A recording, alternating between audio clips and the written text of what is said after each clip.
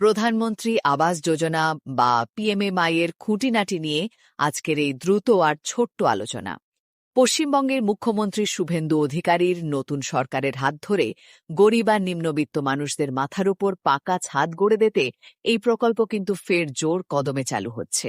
তাই নিজের স্বপ্নের বাড়ির এই দারুণ সুযোগটা আপনাদের হাতছাড়া করা একেবারেই উচিত নয়।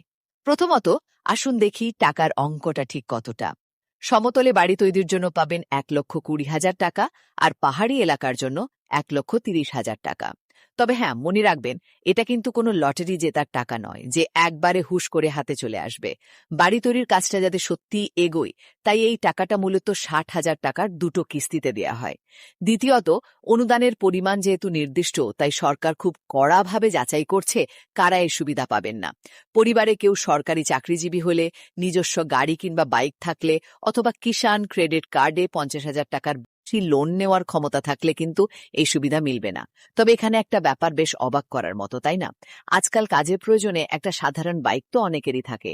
তাহলে স্রেফ একটা বাইক থাকার জন্য কাউকে এই মৌলিক সুবিধা থেকে বাদ পড়তে হবে কেন? শেষে জেনে নেওয়া যাক আবেদনের প্রক্রিয়াটা।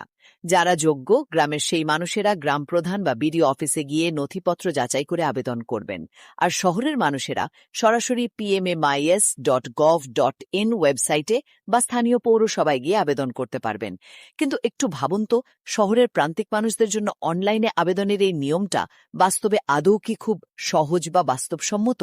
সঠিক যোগ্যতা আর নির্দিষ্ট জায়গায় সঠিক নিয়মে আবেদন, ব্যাস, কেবল এই দুটো বিষয় মাথায় রাখলেই সরকারি এই বিশাল সাহায্যে নিজের স্বপ্নের পাকা বাড়ি তৈরি করা এখন পুরোপুরি সম্ভব।